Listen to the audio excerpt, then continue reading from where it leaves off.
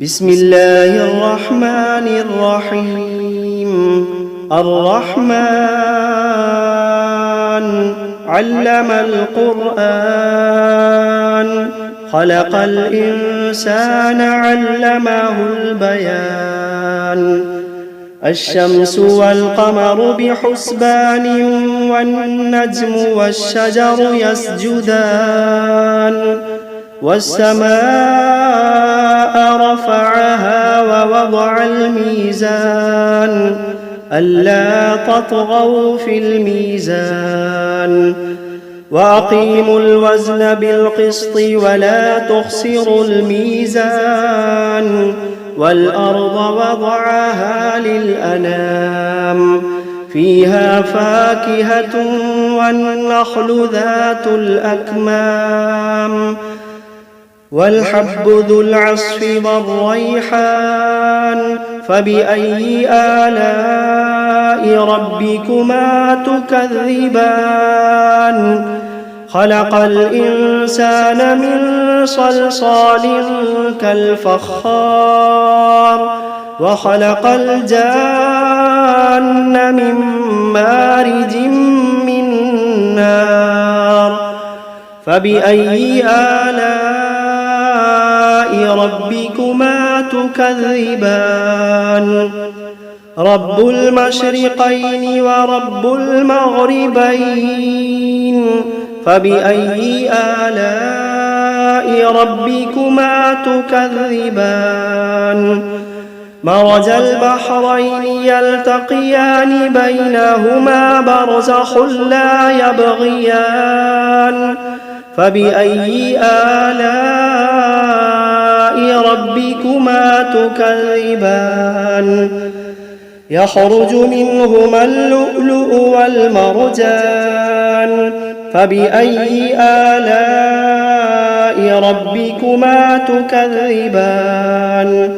وله الجوار المنشآت في البحر كالأعلام، فبأي آلاء ربكما تكذبان. كل من عليها فان، ويبقى وجه ربك ذو الجلال والإكرام.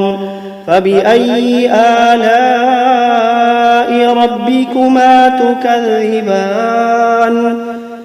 يسأله من في السماوات والأرض كل يوم هو في شأن. فبأي آلاء ربكما تكذبان. سنفرغ لكم أيها الثقلان، فبأي آلاء ربكما تكذبان.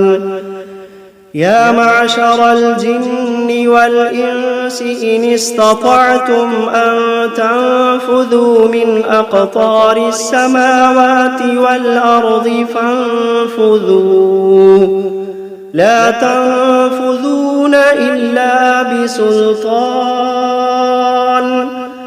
فبأي آلاء ربكما تكذبان. يرسل عليكما شواظ من نار ونحاس فلا تنتصران.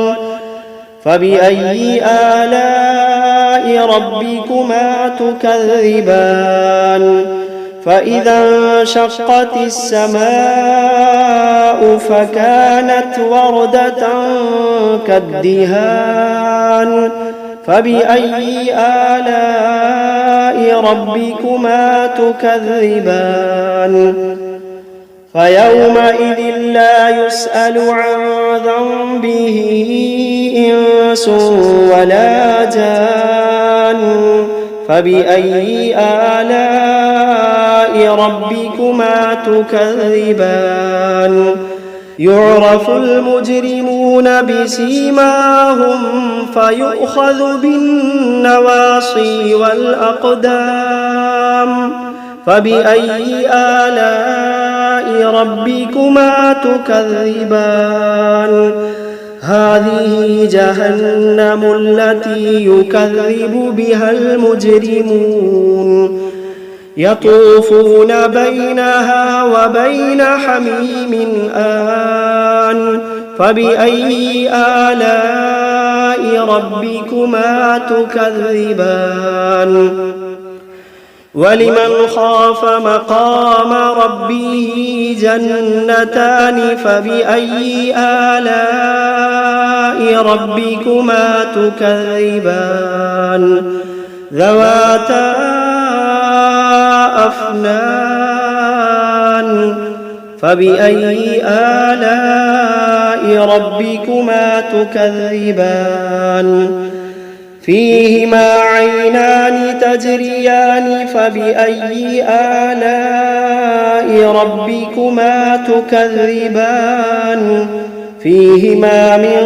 كل فاكهة زوجان فبأي آلاء ربكما تكذبان متكئين على فرش بطائنها من استبرق وجنى الجنتين دان فبأي آلاء ربكما تكذبان فيهن قاصرات الطرف لم يطمثهن إنس قبلهم ولا جان فبأي آلاء ربكما تكذبان كأنهن الياقوت والمرجان فبأي آلاء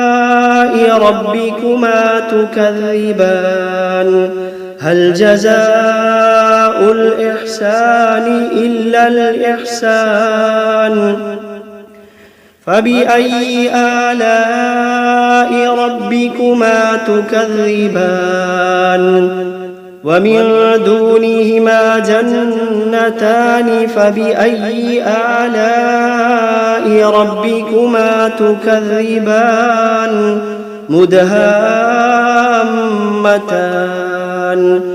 فبأي آلاء ربكما تكذبان فيهما عينان نضاختان فبأي آلاء ربكما تكذبان فيهما فاكهة ونخل ورمان فبأي آلاء ربكما تكذبان فيهن خيرات حسان فبأي آلاء ربكما تكذبان حور مقصورات في الخيام فبأي آلاء ربكما تكذبان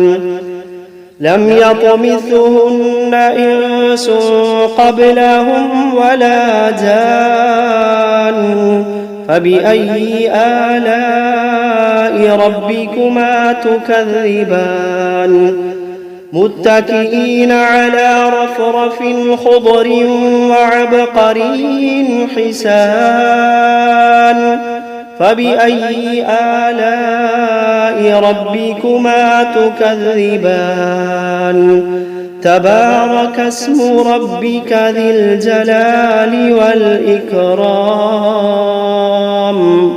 بسم الله الرحمن الرحيم تبارك الذي بيده الملك وهو على كل شيء قدير الذي خلق الموت والحياة ليبلوكم أيكم أحسن عملا وهو العزيز الغفور الذي خلق 7 سماوات طباقا ما ترى في خلق الرحمن من تفاوت فارجع البصر هل ترى من فطور ثم ارجع البصر كرتين ينقلب إليك البصر خاسئا وهو حسير ولقد زينا السماء الدنيا بمصابيح وجعلناها رجوما للشياطين وأعتدنا لهم عذاب السعير وللذين كفروا بربهم عذاب جهنم وبئس المصير إذا ألقوا فيها سمعوا لها شهيقا وهي تفور تكاد تميز من الغيظ كلما ألقي فيها فوج سألهم خزنتها ألم يأتكم نذير قالوا بلى قد جاءنا نذير فكذبنا وقلنا ما نزل الله من شيء إن أنتم إلا في ضلال كبير وقالوا لو كنا نسمع أو نعقل ما كنا في أصحاب السعير فاعترفوا بذنبهم فسحقا لأصحاب السعير إن الذين يخشون ربهم بالغيب لهم مغفرة وأجر كبير وأسروا قولكم أو اجهروا به إنه عليم بذات الصدور ألا يعلم من خلق وهو اللطيف الخبير ألا يعلم من خلق وهو اللطيف الخبير هو الذي جعل لكم الأرض ذلولا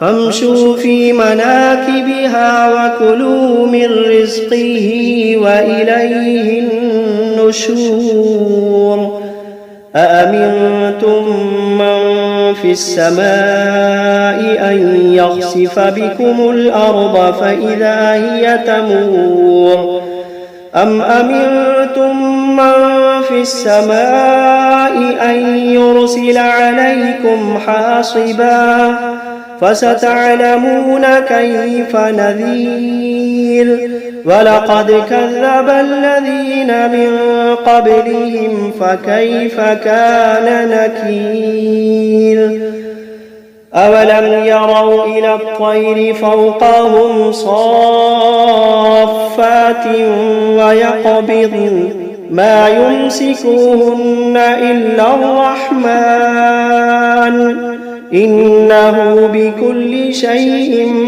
بصير أمن هذا الذي هو جند لكم ينصركم من دون الرحمن إن الكافرون إلا في غرور أمن هذا الذي يرزقكم إن أمسك رزقه بل لجوا في عتو ونفور أفمن يمشي مكبا على وجهه أهدى أمن يمشي سويا على صراط مستقيم قل هو الذي أنشأكم وجعل لكم السمع والأبصار والأفئدة قليلا ما تشكرون قل هو الذي ذرأكم في الأرض وإليه تحشرون ويقولون متى هذا الوعد إن كنتم كنتم صادقين قل إنما العلم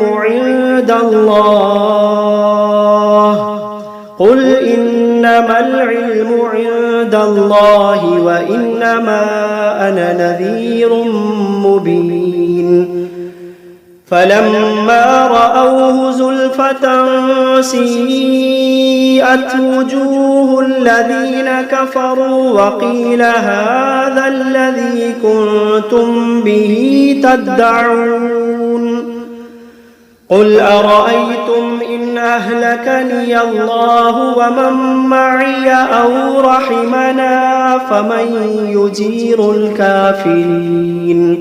فمن يجير الكافرين من عذاب أليم قل هو الرحمن آمنا به وعليه توكلنا فستعلمون من هو في ضلال مبين قل أرأيتم إن أصبح ماؤكم غورا فمن يأتيكم بماء معين بسم الله الرحمن الرحيم قل أوحي إلي أنه استمع نفر من الجن فقالوا إنا سمعنا قرآنا عجبا يهدي إلى الرشد فآمنا به ولن نشرك بربنا أحدا وأنه تعالى جد ربنا ما اتخذ صاحبة ولا ولدا وأنه كان يقول سفيهنا على الله شططا وأنا ظننا أن لن تقول الإنس والجن على الله كذبا وأنه كان رجال من الإنس يعوذون برجال من الجن فزادوهم رهقا وأنهم ظنوا كما ظننتم أن لن يبعث الله أحدا وأنا لمسنا السماء فوجدناها ملئت حرسا شديدا وشهبا وأنا كنا نقعد منها مقاعد للسمع فمن يستمع الآن يجد له شهابا رصدا وأنا لا ندري أشر أريد بمن في الأرض أم أراد بهم ربهم رشدا وأنا منا الصالحون ومنا دون ذلك كنا طرائق قددا وأنا ظننا أن لن نعجز الله في الأرض ولن نعجزه هربا وأنا لما سمعنا الهدى آمنا به فمن يؤمن بربه فلا يخاف بخسا ولا رهقا وأنا منا المسلمون ومنا القاسطون فمن أسلم فأولئك تحروا رشدا وأما القاسطون فكانوا لجهنم حطبا وأن لو استقاموا على الطريقة لأسقيناهم ماء غدقا لنفتنهم فيه ومن يعرض عن ذكر ربه يسلكه عذابا صعدا وأن المساجد لله فلا تدعوا مع الله أحدا وأنه لما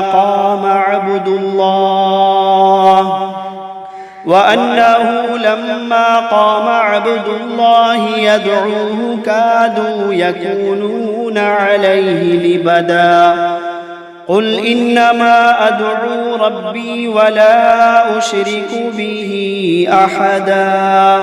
قل إني لا أملك لكم ضرا ولا رشدا. قل إني لا أملك لكم ضرا ولا رشدا. قل إني لن يجيرني من الله أحد. قل إني لن يجيرني من الله أحد ولن أجد من دونه ملتحدا إلا بلاغا من الله ورسالاته ومن يعص الله ورسوله فإن له